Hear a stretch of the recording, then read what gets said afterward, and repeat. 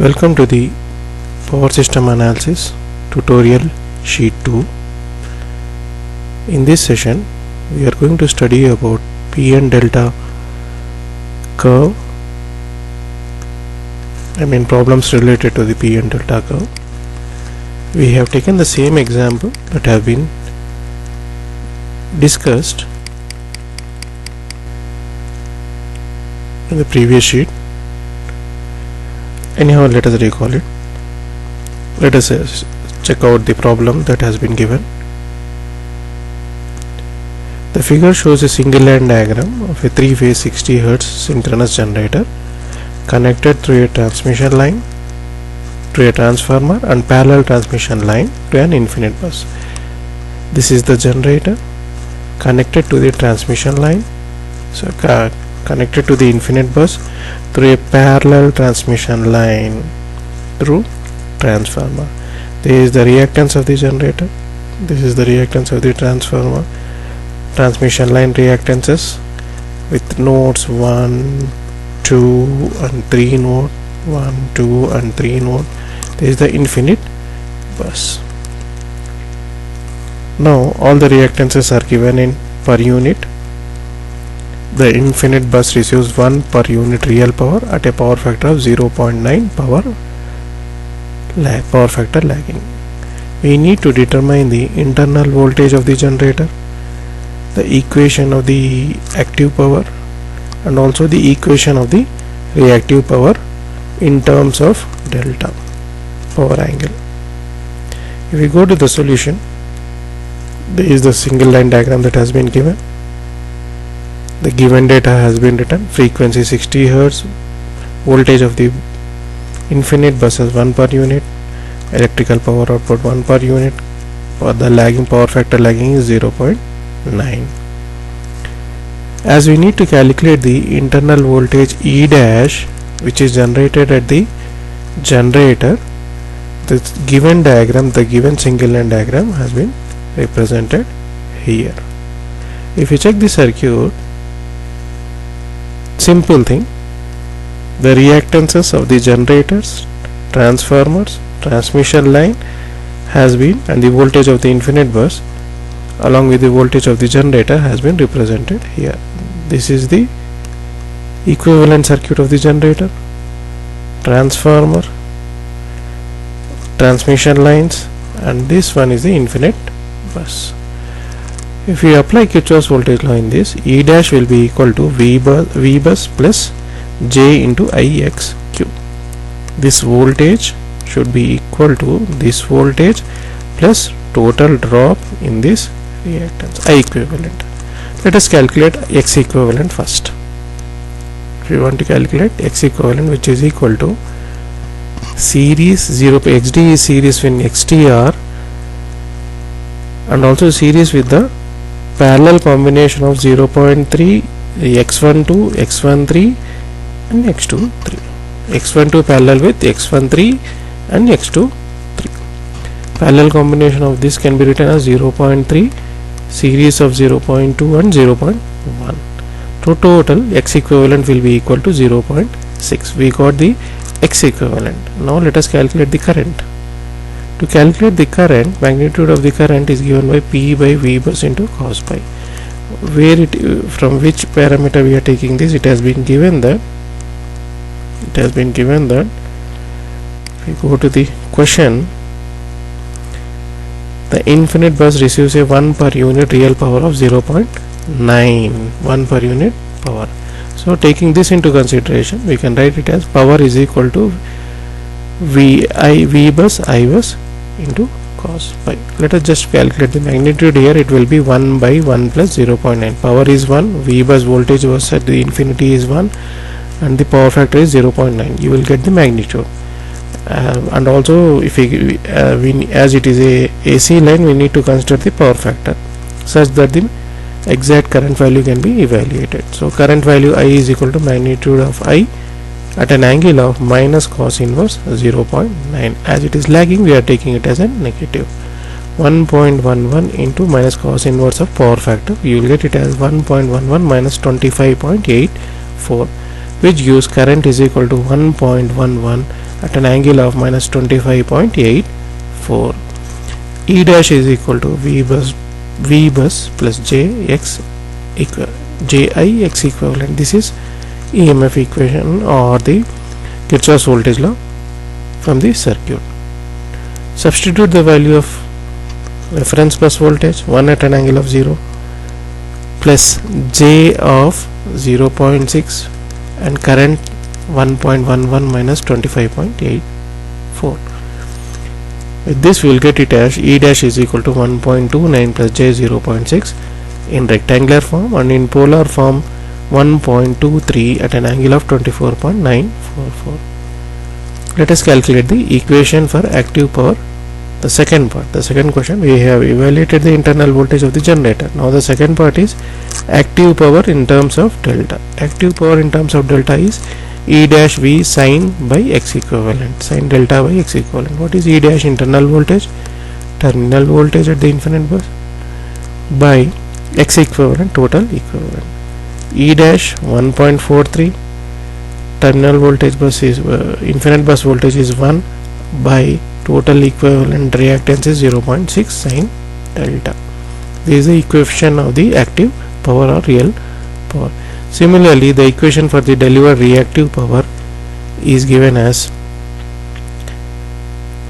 QE is equal to E dash square by sigma total equivalent reactance minus E into EV by sigma x cos delta. Substitute the value of E dash, substitute the value of V, and substitute the value of X equivalent into cos delta. You will get it as Q naught is equal to 3.375 minus 2.37 cos delta. But if you check, all are in the same format. All are in the same format. Power by impedance. Sorry, voltage square by impedance. Voltage square by impedance is also the power calculation, and units are matching with the power value. And here also the same equation, we have considered the same equation, but it has been taken, we have taken it as an cos delta. With this we have completed the first question. Coming to the second question of the sheet 2, the synchronous generator shown in figure 1, we have considered the same problem here.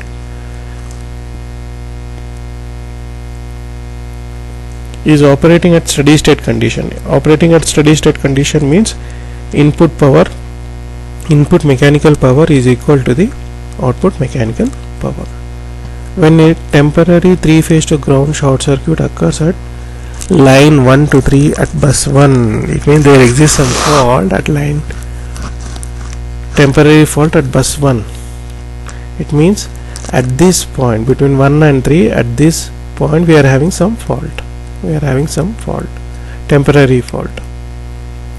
When we are having a temporary fault, we need to calculate the and also he specified that as it is a temporary fault, the other hint for the temporary fault is 3 cycles later the fault extinguished by itself. This statement also defines that the fault on the system is temporary, due to something wrong in the protection relay setting. All circuit breakers remain closed. The inertia constant of the generating unit is 3.2. It means this is the H value. Input power PM, mechanical power is 1, and also PE drops to 0. It means the output electrical power is 0. We need to determine the fault occurrence. Along with this we need what has been given. The inertia constant is H, input power is PM, and PE drops to 0 during the fault. This information is given. What is the thing we need to evaluate? We need to identify the stability of the system at the given power angle. To identify the stability of the system, we need to evaluate the power angle first. Then can say that whether the system is stable or not. The given system, equivalent circuit with the reactances of the corresponding components: generator, transformer, transmission line, and the infinite bus. The input power, the electrical output is PE is equal to P max sin delta, and the input power PM is equal to PE0 inverse at 1 per unit. This value has been evaluated from the problem number 1, 2.37. If we calculate the delta naught is equal to nothing but at normal operation when PM is equal to PE, delta naught is equal to sin inverse PE divided by 2.37. We'll get it as 24.94 degrees. From this we will get 24.94 degrees, and if we convert into radians you will get 0.435 radians. This is the swing equation. During fault, PE equal to 0, it has been given in the problem, and PM is equal to input power is equal to 1. Just substitute this value in this. What you will get? 2h by omega synchronous d square delta by dt square is equal to PM minus 0, or you can write it as d square delta by dt square is equal to omega synchronous PM by 2h. Let us integrate on both sides. We are evaluating delta, power angle. We need to check whether the power angle is, finally what do we need to check? We need to check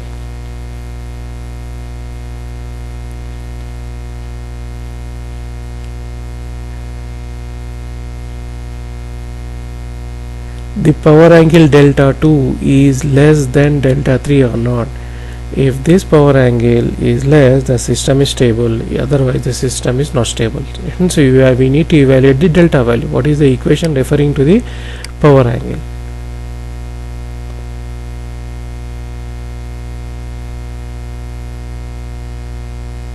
It's a bit lengthy problem, but it's easy. Okay, we have taken the swing equation. From the swing equation, substituted the power output as 0, which has been specified during the fault, and then integrating on both sides we get d delta t by dt is equal to omega synchronous PM by 2h into t plus c. This term multiplied with t as we are integrating with t. But we need to evaluate c. To evaluate c, we will substitute the initial conditions. We got delta naught is equal to this one, d delta naught by dt is equal to constant is equal to 0, d delta naught by dt will be equal to 0. Hence d delta naught by dt is equal to, just substitute the value at t is equal to 0. This equation will become, substitute t is equal to 0, then this equation will become 0, and this equation will become 0, then c is equal to 0. In place of t we have substituted 0 here. Substitute 0 in this equation. When you substitute 0 in this equation, we will get d delta t by dt is equal to omega synchronous PM t by 2h. Again integrate. Again integrating, we get d delta t is equal to omega synchronous PM t square by 2h into t, nothing but t square by 2 plus c. Substitute the value of to identify the value of c, substitute the initial conditions. What are the initial conditions? At t is equal to 0, delta c is equal to some value 24.9. If you substitute t is equal to 0 in this equation, delta 0 is equal to c. What is c? 24.94 from the first value here, delta naught, this value. At t is equal to 0, this is the value. We got c here. Now again substitute the same value c in this equation, you will get this equation. Now we need to identify the angle after time t is equal to, after 3 cycles. To identify the time after 3 cycles, 3 into 3 cycles means 3 time periods. After 3 time periods, 3 by f, t can be written as 1 by frequency, where t is the time period. We will get it as 0.05 second. Then delta 1 is equal to 0.05, which you will get it as 2 pi into 60, 2 pi f, omega synchronous is 2 pi f into input power is 1, and time value that has been taken as 0.05 seconds divided by 4 into 3.2 plus 0.435. What is this? This value is evaluated from here. Just substitute the value, you will get delta 1 is equal to 0.074 plus 0.43 is equal to 0.499 radians. delta 1 is equal to, in degrees, converting this radians into degrees, you will get it as 28.59. now with this we have evaluated this delta 1, but we don't know at what instant the system, in the problem it has been given as the fault extinguished by itself, 3 cycles later the fault extinguished by itself. What is this instant? The fault extinguished by itself? That instant we will say it as a delta 1. Let the fault extinguish by itself, and when the fault extinguished by itself, the system tends to reach, the electrical output will increase, and tries to attain the stability by maintaining Pm is equal to Pe, but it will take some time, and let that time be delta 2, and the fault extinguished by itself is at delta 1. Then to identify delta 2, what is delta 1? Delta 1 is the instant when the fault extinguished by itself, and the fault extinguished by itself, the Pe value raises, and then after some time it tries to attain this Pm is equal to Pe, and let us assume that this instant is at delta 2. To identify delta 2, we are using equal area criteria. Equal area criteria means the area in the acceleration period should be equal to the area in the deceleration period. Now to check the equality, it means A1 should be equal to A2. What is A1? A1 is from Pm, between Pm and x-axis, Pm and 0. So Pm and 0 between what? Between delta 0 and delta 2. So between delta 0 and delta 1, we want area 1. This is Pm minus 0 from delta 1 to delta 1. What is Pm? 1 minus 0 delta 0. Then A1 is equal to delta into, if you integrate this, you will get it as delta is equal to delta 0 delta I. Delta 1 value we don't know, but we have evaluated it. Here delta 1 is equal to 0.499. Then delta 1 minus delta 0 already we have calculated 0.43 at the starting of the problem. So area 1 is equal to 0.064.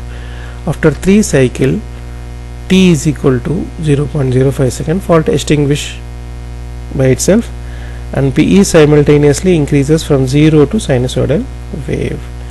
Let us calculate E2.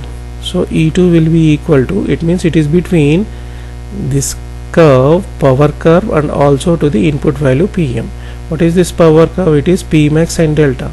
So power curve Pmax minus sin delta minus Pm, between what? Delta 1 and delta 2.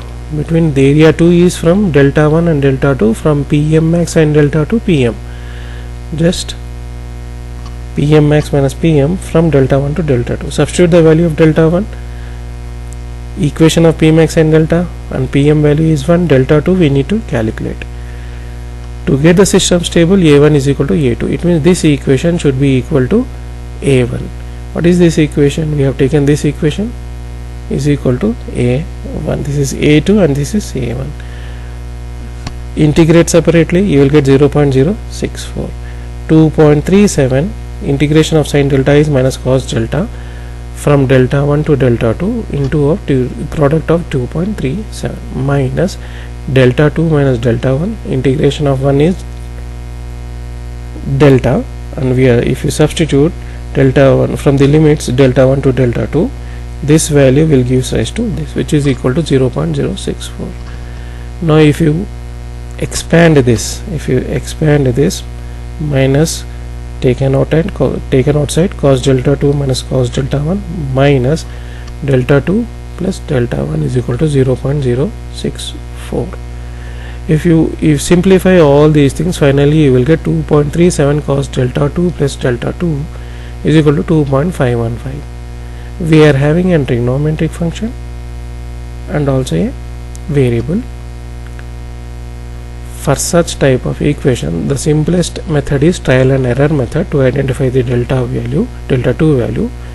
If we check out this waveform, delta 2 is slightly higher than delta 1. Delta 2 will be slightly higher than delta 1. So we will assume a value delta 1. How much we got? Delta 1 we have evaluated it as 28.59. so slightly we will assume that delta 2 is slightly greater than delta 1. So the next value in trial and error method, to identify delta 2 value, delta 2 will be equal to 30 degrees, slightly higher than delta 1. In radians it will be 0.5236. Substitute the value of delta 2 in this equation. You will get it as 2.37 cos 30 plus 0.5236 is equal to 2.515. In trigonometric function we will be using angle. When the function when the variable is alone, we will take a radian value. This value we have taken it, and if you compare these two values, the second decimal is not equal. So hence we will assume that we will say that this value delta 2 is not equal to 30. Next we will go for the slightly higher value. Say delta 2 is equal to 35 degrees. We get delta 2 is equal to 0.6108. So 2.37. Just substitute the value of 35 in this equation. Delta 2 is equal to 35. Here in radians, here in trigonometric functions. In degrees, you will get 2.37 cos 35 plus 0.6108. Here also the second decimal is not equal. So assuming delta 2 is equal to 40 now. When delta 2 is equal to 40, the in radians value is 0.6981. We get 2.37 cos 40 plus delta 2 is equal to 2.515. Here you can see the two decimals, the first decimal and the second decimal values are same. Hence we can say LHS is equal to RSS. Then delta 2 is equal to 40. When delta 2 is equal to 40, let us calculate the delta 3. If we calculate the delta 3, what is delta 3? Delta 3 is equal to